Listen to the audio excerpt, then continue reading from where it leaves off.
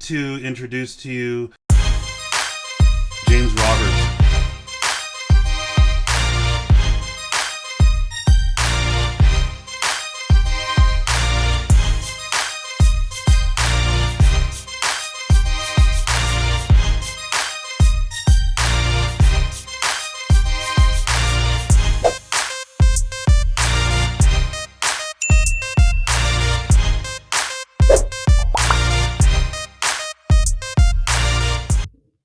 So what I'm going to do in today's masterclass is generally give my and share my opinion on the matter of, obviously, with everybody setting New Year's resolutions either in the near future, in the next week or so, and obviously New Year's resolutions are on the horizon. So I just wanted to share my opinion on the matter, and obviously give you some tips, tricks, tools that you can utilize, that obviously we're not having this discussion in 2023 and beyond.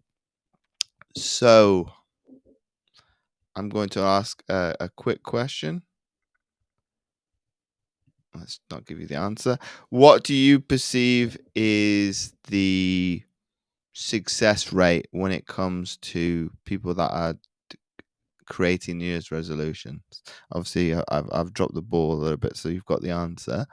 But what do you guys perceive the success rate to be?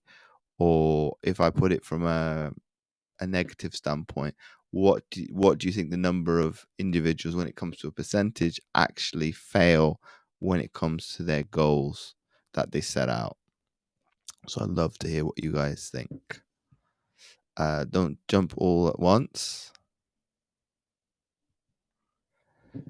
So you might be right, you might be wrong when it comes to the answer that you thought about. Obviously, the number is 92%. So it's a staggering number of people that set out New Year's resolutions, New Year's goals, never actually achieve them. And that's obviously according to research done by the University of Scranton. From my experience working in the fitness industry, the majority of people that wait until the new year, experience tells me that obviously they don't make it to February without giving up, let alone past March. And obviously, as an industry, we know that to be the case year in, year out. And obviously, with this masterclass today, I'd like to change that and at least get the percentage down at least by, I don't know, say 40%. And that is like 50-50 of the group. And the group's like 800 people. So if I got 400 people to be more successful with their goals in 2023 alone, I'd be very, very happy with that. So if we go a little bit further when it comes to the percentage of people actually achieve their goals, obviously everybody has this big, grandiose plan for the future.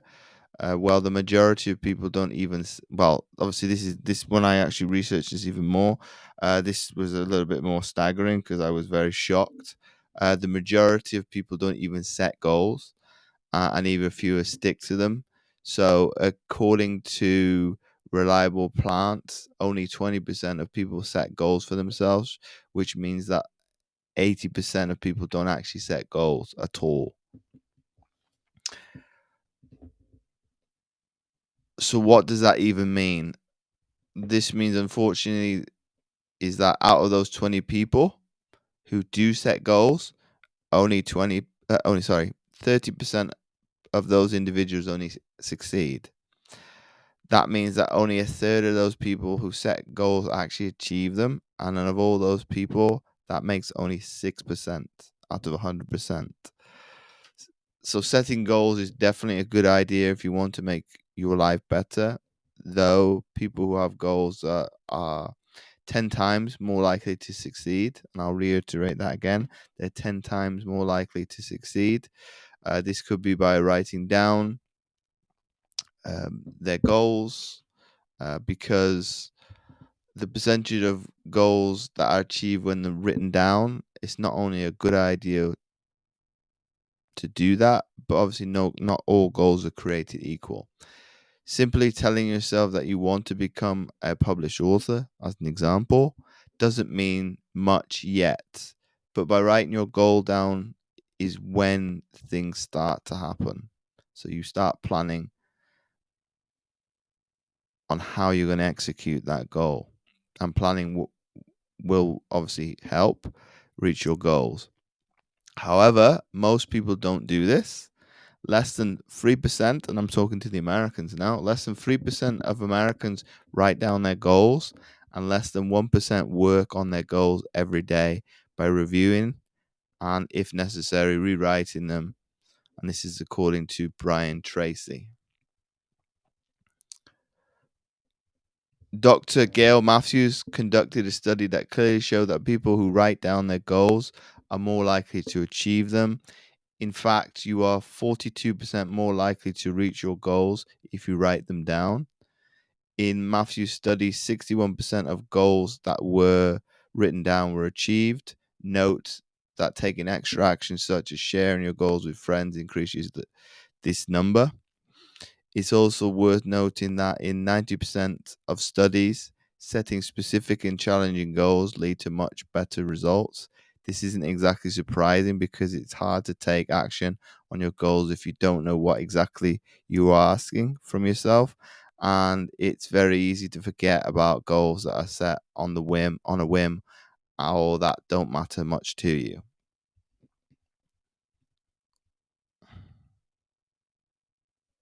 So we've talked about obviously how many people actually reach their New Year's resolutions.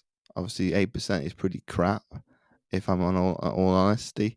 I never realized it was that low. I would have thought it like 50-50 split, but you can see that that's an incredible swing one way or the other. The most common New Year's resolutions, you're in a health and fitness group, so this doesn't surprise me. Obviously, number one on the list is exercise more, eat healthier, lose weight, spend time with friends and family, live more economically. That's probably more of a financial goal. Spend less time on social media, reduce stress on the job, improve performance on the job, quit smoking, cut down on alcohol, and obviously, last of the bunch, become vegetarian or vegan.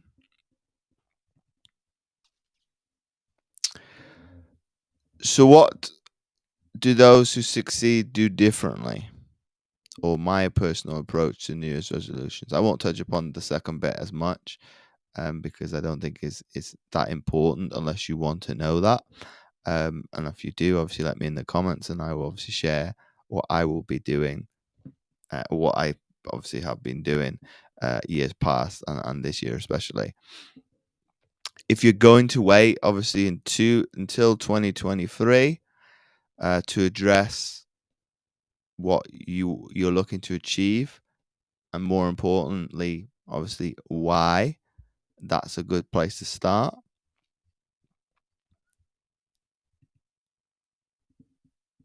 So now we're going to come to the nitty gritty and the specifics now.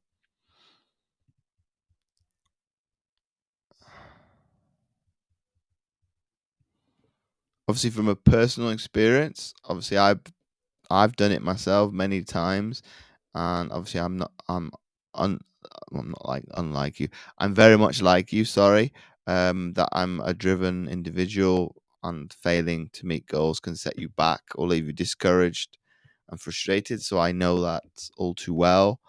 Here's the thing: if you want to break the cycle, to do what the other 8% of goal setters, the successful ones, do consistently and exceptionally well, obviously listen up.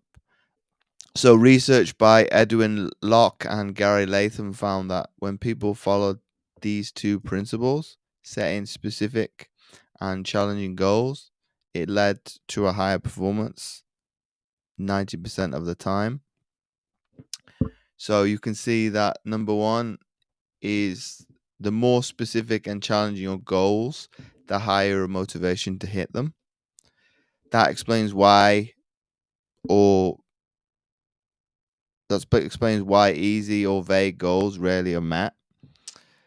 So here's an example. If your goal between now and the end of 2023 is to say lose 20 pounds, that may be challenging because it's not specific enough. So by eliminating the vagueness and make it more achievable by stating it in this way. During the month of August, as an example, I will lose 5 pounds by cutting off refined sugars, breads, and all fast food. I will also walk briskly for 20 minutes every day.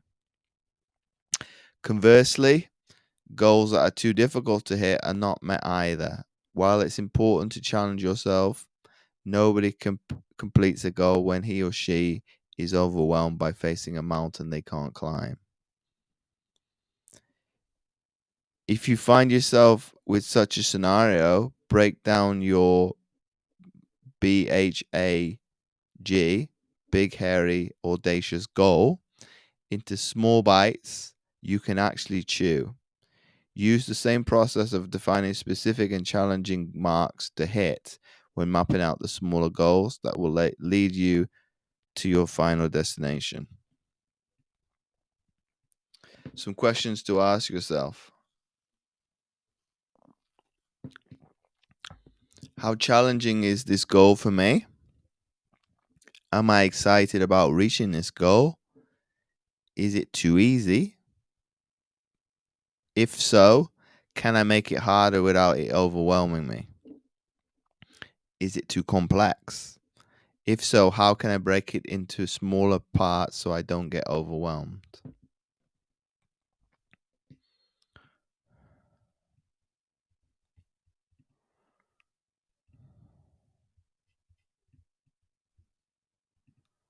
Number 2, be passionate about your goals and commit to the very end. Simply put, the 8%ers of goal setters who succeed want it, and they want it badly. So ask yourself, what is my level of commitment? Are you totally sold out for reaching your goal? When obstacles pop up along the way, will you toss in the towel?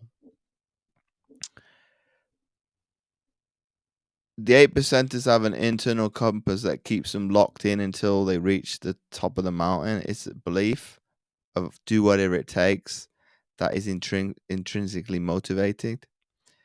Take a quick moment and check in with yourself. If at the core of your being you don't have the desire or passion for pursuing the goal, it doesn't matter how specific, challenging, or sexy your goal may sound, you're not going to reach it. And obviously, that's the harsh truth. But obviously, the truth hurts. So you need to ask yourself these strong questions. How badly do I want it? Who's holding me accountable to the end? Is my heart truly in it from the start? What's life going to look like once I complete the goal? In the end, will it be worth it? And obviously, I ask some of these questions when people come to speak to me face to face. So, for me as a coach, it's important for me to understand where you're at right now and why is it important for you to be successful in your goal, because we need to give you a game plan, a roadmap, or a vision for success.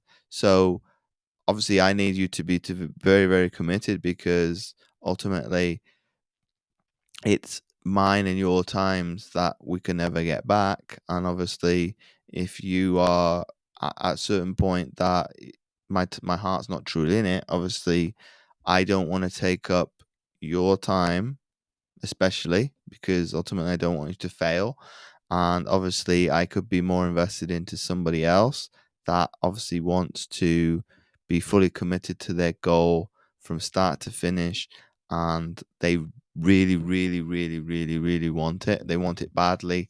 That obviously, I won't go to the extreme that obviously I was talking about of I'll stop at nothing to get my goal, because that's going down the route of narcissism, schizophrenia, sociopaths and obviously psychopath traits, because you are singularly focused that you're going to stop at nothing, and if anybody gets in your way, obviously that can cause fracas or frictional in relationship.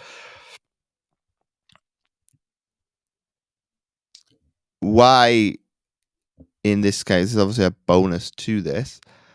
Why is it that you haven't been successful to this point?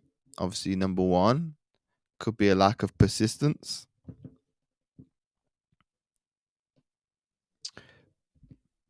because most people fail not because they lack knowledge or talent, but because they just quit.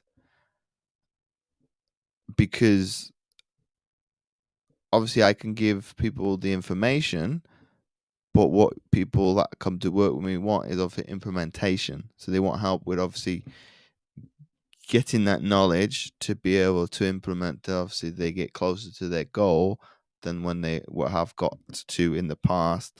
And if they've had obviously success in the past, they want it to be repeated, and almost they get to a point where they're able to maintain their goal without help of an external force.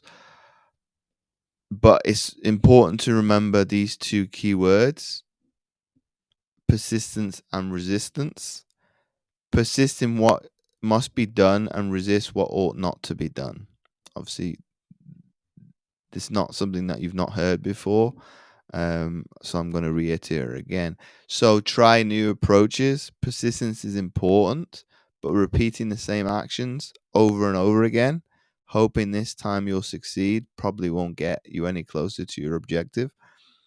Look at your previous unsuccessful efforts and decide what to change. Keep making adjustments and mid-course corrections using experience as a guide.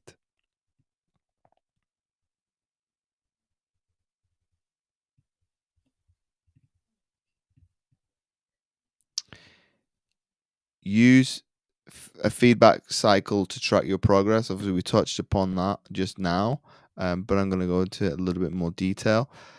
You're only human. You're bound to fall back into old habits, procrastinate, or lose motivation. To counter these things, your chances of hitting a specific goal increase greatly if you're getting frequent feedback that will keep you on track and help you to adjust accordingly. That's obviously why coaching as a profession is booming, because people want the accountability. They want feedback and they want positive criticism when they're not doing something right, because obviously the quicker that we can rewrite the ship, the quicker that you get to your goal.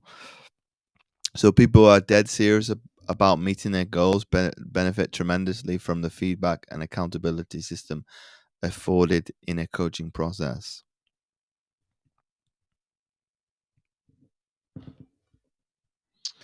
4, align all your goals. So obviously what people that are successful do is they align their short and long-term goals towards conquering the top of the mountain. So obviously the outcome you want to achieve, the result, what is it that you envision for yourself in the future. Obviously you've got short-term goal, long-term goal.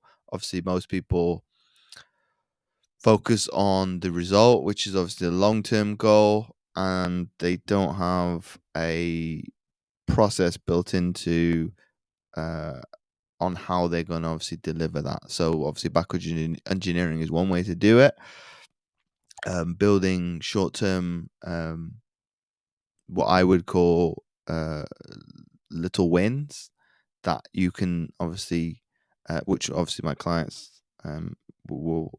I think Gail was on for a little bit. That's the first thing that I ask them when they jump on a call is, what was a win you had last week? Doesn't matter how big, how small. And then we'll go into obviously some of the the talking points that we need to touch upon from the previous week that may have not gone to plan. Number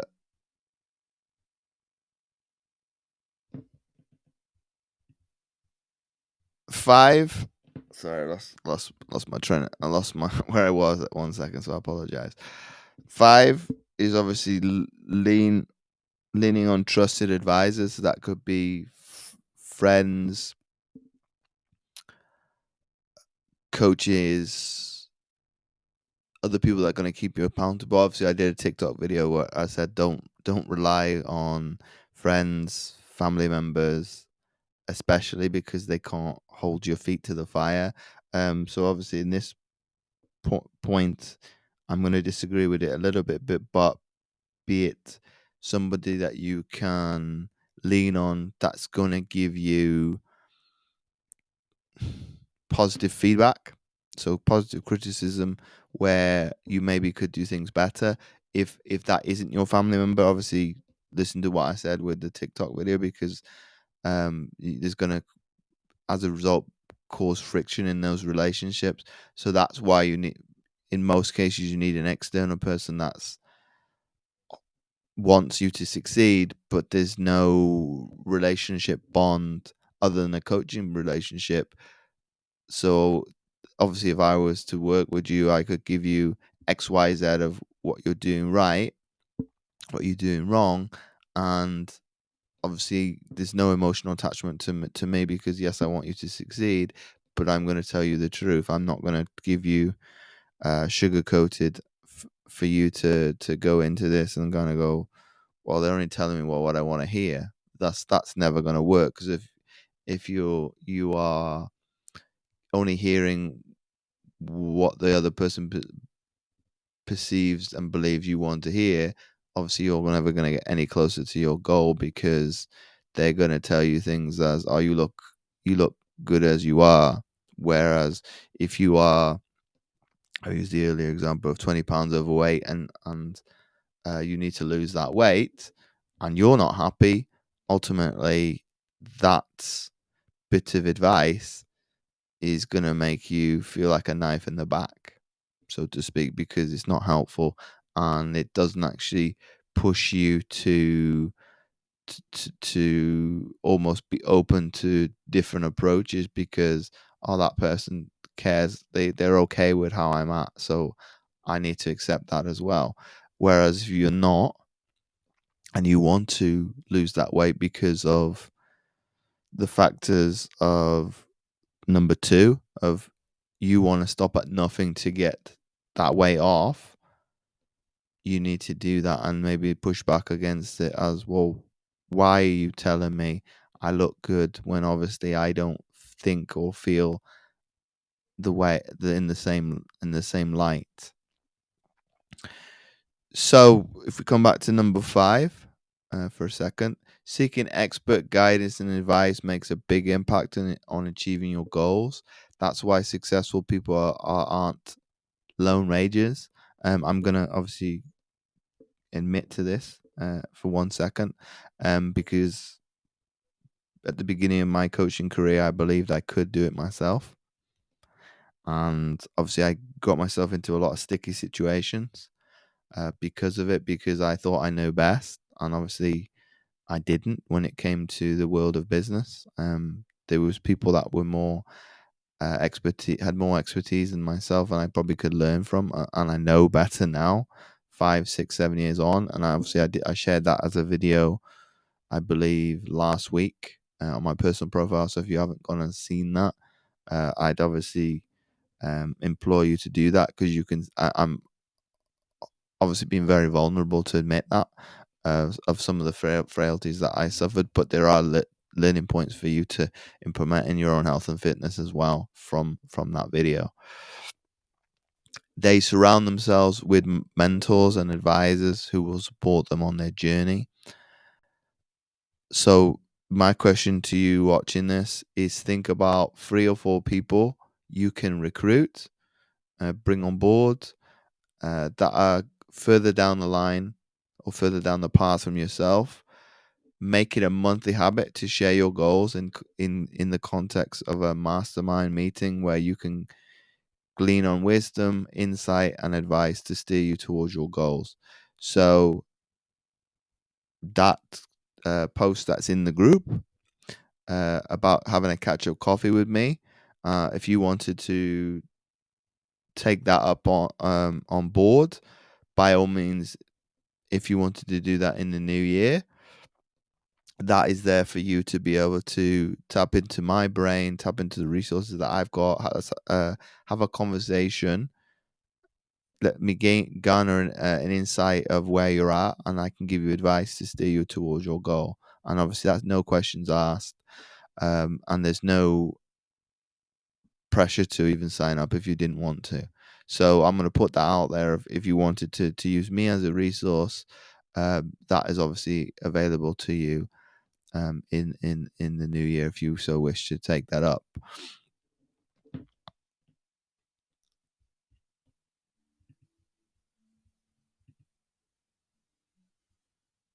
Let's talk about number 6 now.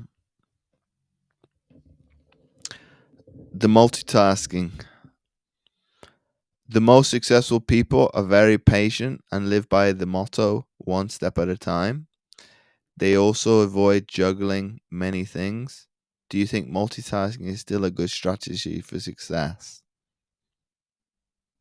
Obviously, you can put that in the comments if you agree with that statement or not. But research says it's a myth and can be damaging to our brains. You end up splitting your focus over many tasks, losing focus, lowering your quality of your work, and taking longer to hit your goals.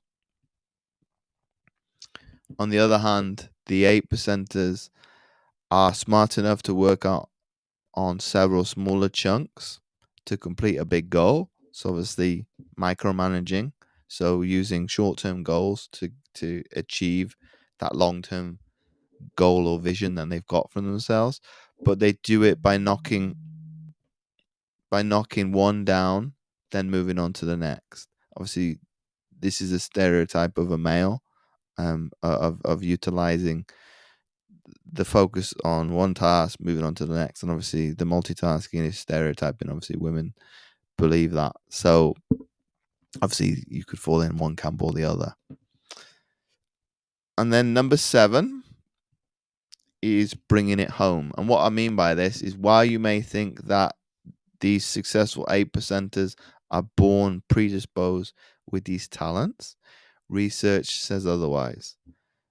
Says that these successful people achieve their goals not by simply because of who they are, but more often by what they do.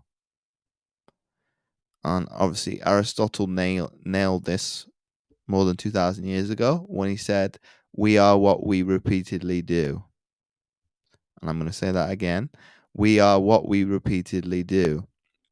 So by practicing these skills, expect to dramatically improve your rate of finishing strong. And I'm going to give a few bonuses to end.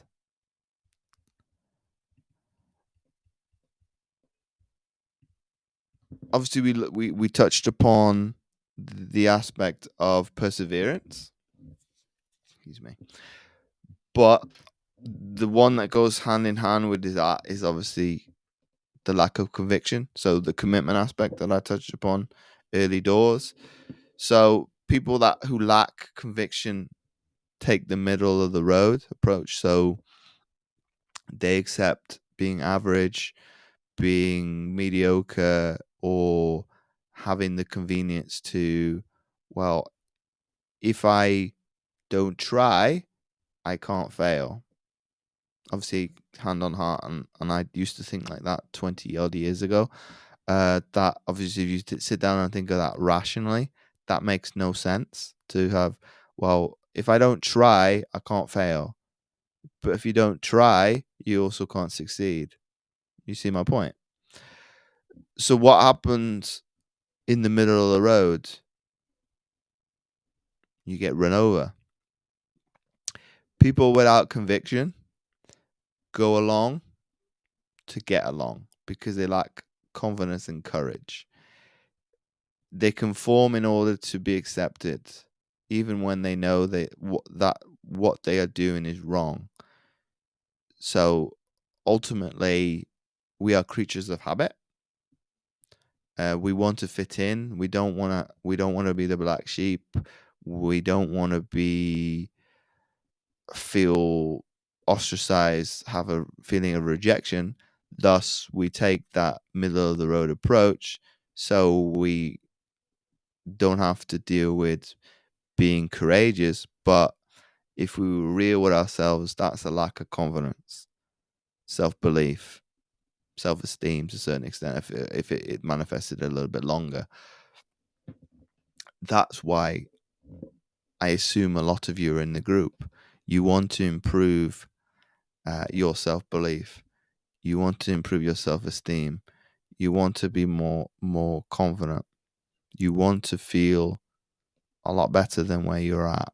You want to have conviction. You want to have all these things, but you need to not do what I described before of one not being the 80% that don't do goal setting. Because yeah, it can be difficult because I haven't got a tangible goal. I won't name the person, but I'll use their example of they wanted to build out their garden, but they said to me, it's not, you can't measure that, but you can. You can measure the amount of plants that you're putting in the garden. Say, for example, I don't know, I'll use my garden for example, or my backyard. There's an apple tree at the very bottom of that. Say I wanted to plant a second one.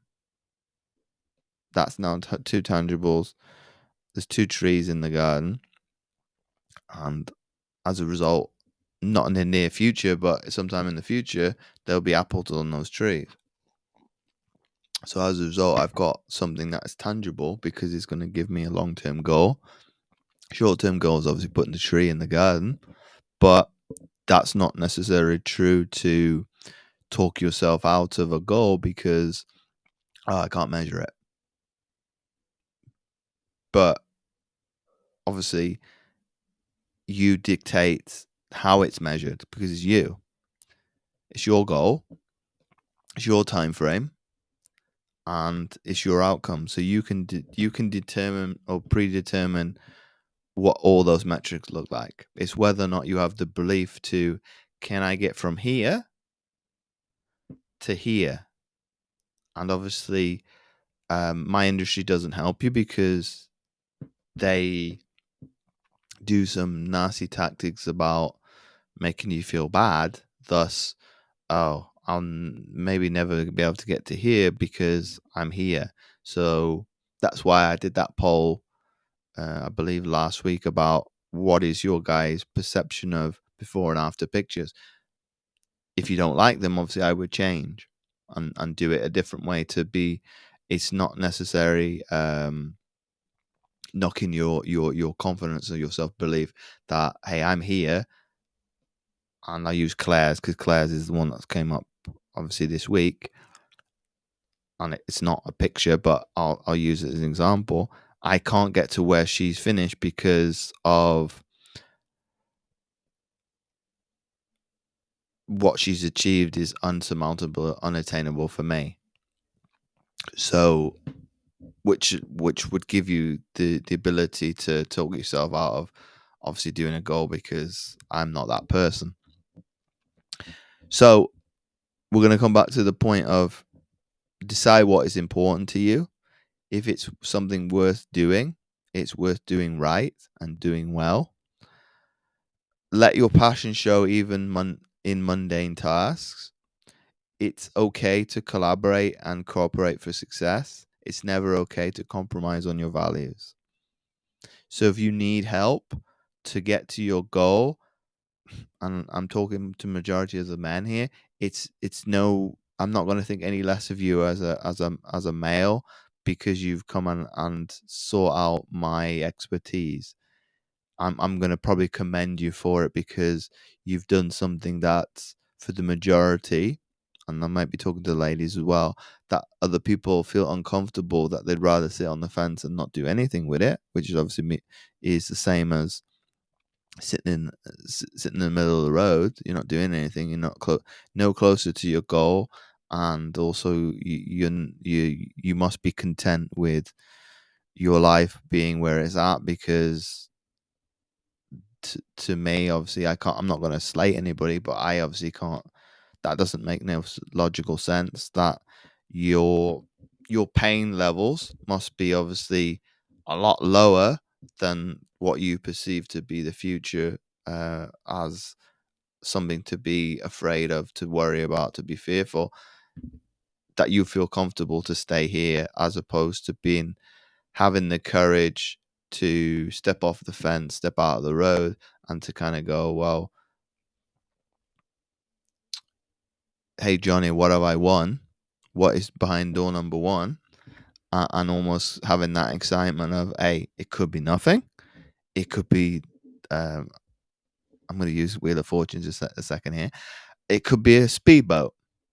But until you obviously open that door, you will never know. So you almost, obviously, you're not going to compromise on your morals or your values, but you need to cooperate in some instances to get success. I've learned that the hard way, the harsh way, and obviously I would take that approach 99 times out of 100 now. It would almost be a non-negotiable. Hey, I don't know this. I need to ask somebody else.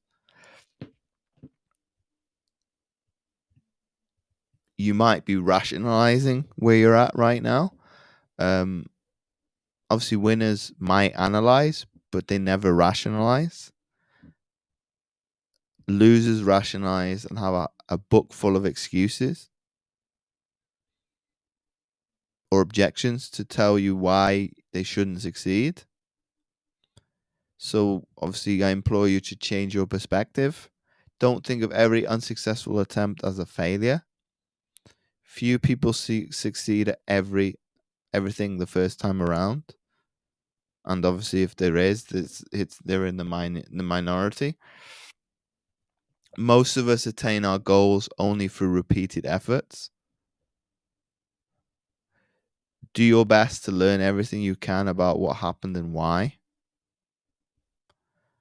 Obviously, bonus number 4, dismissal of past mistakes. Some people live and learn, and some only live. Failure can be a teacher if you have the right attitude. Wise people learn from their mistakes. Experience is the name they give to slip ups. And I saw an amazing video yesterday on TikTok, for Alex Omozi, who's a massive business influencer. Of I've on the one hand felt sorry for him, because he couldn't go home at Christmas because of friends he has, because they only perceive him how he used to be, not what he is right now. So for me, that's quite sad that he can't go home to visit family, because people won't accept who he is, or they can't even contemplate of the person he's become, because they can't fill in the gap to almost level up to where he's at, to appreciate where he's at. And obviously what we would call, within the business world, is growth. What I'm talking about for you guys watching and listening is change, but they mean the exact same thing. Is obviously for Alex Omozi to not go home at Christmas because he's grown so much as a person, that the people he used to hang out with obviously have maybe not changed. What the example did he use? They've stayed the same for 6 months repeatedly for 20 years, whereas he's changed from a growth perspective in that time. Not 20 years, 20 times, sorry. So do the maths, was 180 months, which is, I'm going to guess and say 6 years. I don't think it's that exactly. But the point is, obviously, he doesn't surround himself with those individuals anymore, because he's grown so much that they may never accept him. So it's almost like the person pulling you down in that instances. Obviously, define the problem better Analyze the situation. What did you want to achieve? What was your strategy? Why didn't it work? And consider if you are really viewing the problem correctly. If you need money, you have more options to increase revenue. You could cut expenses. Think about what you're really trying to do. Obviously, that's from a business example. In a health and fitness example, you need to lose more weight. So you have two options in this case, in this scenario. You can eat less calories, so you can eat less food.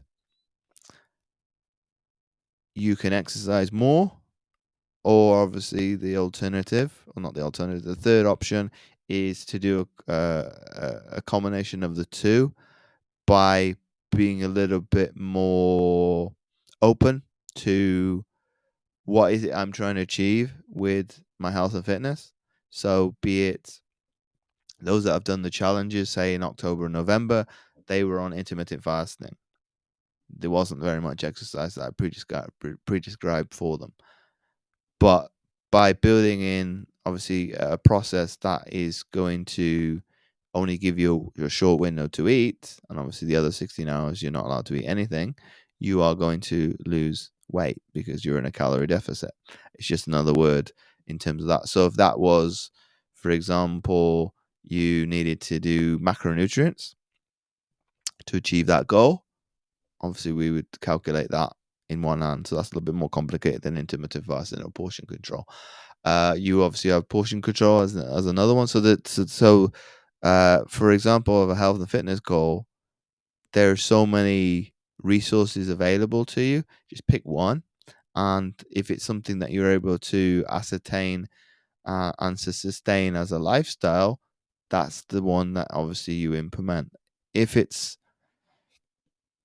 something that's not worked in the past, or it's got you results and you've come off the diet, and obviously don't want to use the word diet, but I'll use it in this instance, and you put the weight back on and you put some on, obviously that wasn't the diet for you because you weren't able to implement it for the long run. It was a short-term fix. It was a band-aid. It was a magic pill.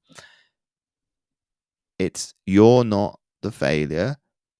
That diet didn't work for you. It's as simple as that. You implement another one and then you go again.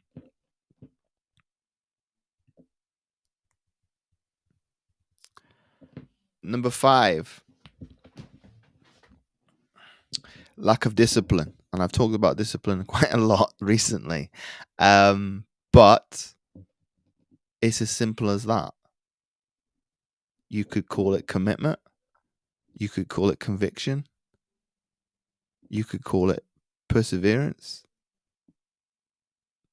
They mean the exact same thing. But no one who has accomplished anything worthwhile has done it without discipline. That is me included, because you can see it on the wall behind me. I did not make 2 Paralympics without having discipline, having sacrifice. But obviously, discipline takes self-control, self-accountability, sacrifice, avoiding distractions and temptations. I mentioned the temptations in Claire's win yesterday, that she works in the educational system, and so did I a couple of years ago. So hers is very easy to write because I experienced that environment for myself. There is temptation left, right, and center, and obviously, and I didn't even mention this week would have been in one as well for temptation because it's the Christmas holidays, and people want to celebrate and let their hair down.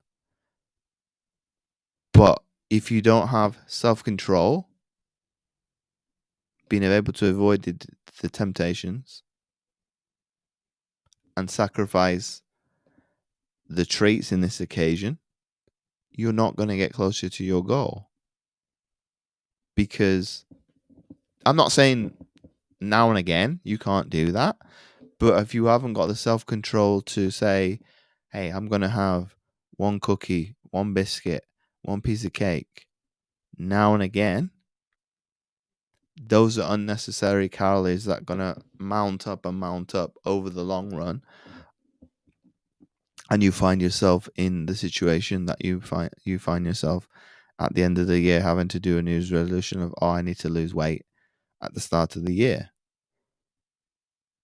But it all starts with obviously discipline and commitment to yourself as how bad do I want to change? If you don't want to change now and you say to me, I want to change in 3 to 6 months, hey, I'll commend you for being honest, open, and downright accountable to yourself that, hey, I'm not ready to change now, but let's look at it again in 3 to 6 months' time. So, say in March or June, as I'm recording this, I will not judge you for doing that because you've been honest with yourself. You've been honest with me to kind of go, I know I need to change, but I don't feel comfortable doing it yet. And obviously, I mentioned the word yet. I will be the first one to say, hey, that's fine. Do you want me to loop back with you in 3 months' time, 6 months' time? It could be sooner than that. But hey, that's fine. You've got the intention to change, but you don't feel courageous enough or feel comfortable with doing it right now. I would applaud you because obviously you've been open that, hey, I want to come off the fence, but I'm a little bit apprehensive of taking that leap of faith. We've all been there. That's fine. I'm probably a little bit more I don't want to use the word luck, but I've obviously got an advantage where I've been pushed almost to be successful, and it's probably a luxury that I've got that I can resort back to that to see that, hey, this is what made you successful. You need to do this and this and repeatedly. Okay, this didn't happen particularly go to plan. What was it that? So I obviously live and breathe this because obviously I said I wouldn't talk about it, but I live and breathe all of these things almost every single day. That's why I do them very, very well. But because they're repeatedly done over and over again, they're easy because I'm willing to have the self-control that, hey, there's going to be distractions. Where is it? And my phone's in front of me. Technically, it's not a distraction right now, but Instagram, Facebook, TikTok, YouTube, television are all distractions for me as well. But I choose to control when I go onto those platforms. So there's a sacrifice that, hey, I might not be able to watch certain things when they're brand new. That's okay. Those are the temptations. Obviously, I've got 2 weeks to be able to sit on my ass. I'm not going to do it literally, but as in to be able to let my head down and relax, that I can obviously indulge, enjoy myself, and not have to avoid the distractions and temptations. I'm gonna enjoy Christmas just like the rest of you. So I've spoken to enough amputees this year alone. There's a lot of them are obviously wouldn't admit that they're perfectionists or procrastinators.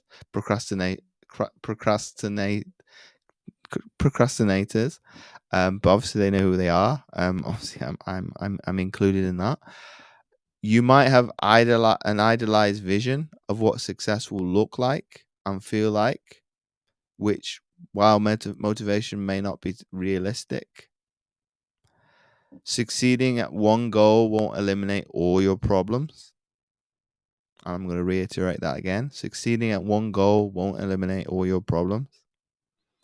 Be clear on what will satisfy your objectives and don't obsess over the superficial details. This is where obviously procrastination comes to the fore of this needs to look like this, it needs to feel like this before I set out to do it. So obviously what was somebody said to me yesterday, I'll try to do my goals? There's no trying, because ultimately you're not doing it. That's talking a good game, but back to my point of what I mentioned in my days as a swimmer of, hey, I'd rather not try, thus I can't fail. If I try, you can see that that's bang average attitude. Is somewhere in the road that, hey, I might do it haphazardly, so do some here, do some over here. There's no opportunity for you to create consistency, to create discipline, to give yourself conviction, to create persistence. Because if you're not doing something consistently over and over again, it doesn't become habitual. It doesn't allow you to ingrain a habit of behavior that's going to constitute success, because it's so sporadic, it's all over the place. So that could be yourself in, you're waiting for this perfect storm that doesn't exist. Sorry to be the bearer of bad news. And if you were waiting for the perfect opportunity, it might be too late when it arrives, because it's like, oh, this perfect time might be in 10 years' time, 20 years' time, and you could hit rock bottom. And for argument's sake, your diabetes potentially has caused you to lose your sight, it's made you lose another limb. Eventually, the diabetes is going to take your life. So if you're waiting for the perfect opportunity, that may never come because of illnesses and things like that. I'm sorry to be the bearer of bad news, almost like a Christmas Carol, but that's the harsh reality. If you're waiting for this perfect opportunity, it may never come, and it may come too late. And obviously, that's the worst case scenario. And I obviously never want anybody to obviously have to endure that, but that is the consequence of not doing anything. Number 6, you have got a poor self-esteem. So when we talk about poor self-esteem, is a lack of self-respect or self-worth. People with low self-confidence are consistently trying to find themselves rather than creating the person they want to be. That's why on my calls I do where you're at with your problems, and then we go into the future of what does that person you need to become look like. Because by getting obviously success, and it could be Claire's success story, it could be Gail's, it could be Muttley's, it could be Collins comes out in the new year, it could be Chris's, it could be Liz's story, it could be Nikki's story. What they've all been able to achieve while being in my company is their level of obviously self-esteem is through the roof. Their self-respect to themselves and their self-worth, if you were to speak to them, and I've had the opportunity to speak with Gail's prosthetist, that she's like a changed woman. I've only known Gail for what is almost 3 months. The prosthetist has known her a lot longer, so a couple decades. That she's a changed woman, and obviously to get that praise from another professional for me is amazing, because to see that they can see that her whole aura about her has changed by obviously implementing an outcome and a result that she wants to achieve. So we've created obviously the person that she wants to be. Obviously, I can obviously agree that some people might not know what that looks like. They can't be able to picture what it's looked like because they've never had success in their life. I get that. I'm lucky that obviously I can recall on past successes, and it gives me the ability to obviously do that quite easily because it's visualization. But if you've not had success previously, it doesn't mean you can't create that for yourself. It's going to take work. Obviously, everything is going to create work, obviously, but it will come in time because you will get an improvement in self confidence. Your self worth is going to be unsurmountable and unchallenged because you have the self respect to kind of go, this is what I stand for, this is how I look, and I don't care what other people have to say because it doesn't matter. It's an unwavering belief in oneself. Don't label yourself. I know that obviously this is an amputee group. You might have failed, and I mentioned this a couple of minutes ago, but I'm going to say it again. But you're not a failure until you stop trying. Think of yourself as somebody still striving towards a goal, and you'll be better able to maintain your patience, perseverance for the long haul. There's a difference between failing and being a failure. And the only way that you can really, really, really achieve failure is you give up, you quit, you stop entirely and say enough's enough. I'm going to pack it all in, and I'm going to give up, and I'm going to be content with where I'm at. And obviously, I've given up trying because it's not worth it. But until you reach that point, you have not failed. And then my last point before we end this video for 2022 is a fatalistic attitude. And what I mean by a fatalistic attitude, it prevents people from accepting responsibility for their position in life. There's a lot of amputees that do this because it's pretty much, there's a line drawn in the sand of, hey, I either hate where I'm at because of whatever reason, and it's shit. Pardon my friend. The life is garbage. Is crap. Or obviously, I'm blessed to have a restart in life, and I'm going to take everything that life is to hold, and I'm going to take it all on board and take it and run with it. This attributes success and failure to luck. They resign themselves to their fate, regardless of their efforts, and assume whatever has to happen will happen anyway.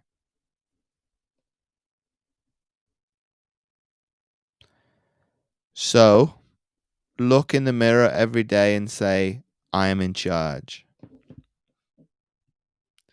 And this is a dialogue I have with a lot of people from time to time. Are you in control of your brain, or is your brain in control of you? And obviously, by saying that mantra and that affirmation, you know who's in charge. You might not have control over every aspect of your life, but you have more control than you realize. And you're responsible for your own happiness and success. Your attitude determines your altitude. You can turn down and out into up and atom. Obviously, the choice is yours. So that has been obviously today's masterclass, the last one of 2022. I wish you guys a very Merry Christmas. If you're not Christian, obviously happy holidays. I will see you all in 2023. Happy New Year, and I will see you guys not very soon, but I will see you very soon in the new year. All right, have a very good one. Have a Merry Christmas, happy holidays, and happy New Year, and I will see you all again in 2023. All right, God bless. All the best.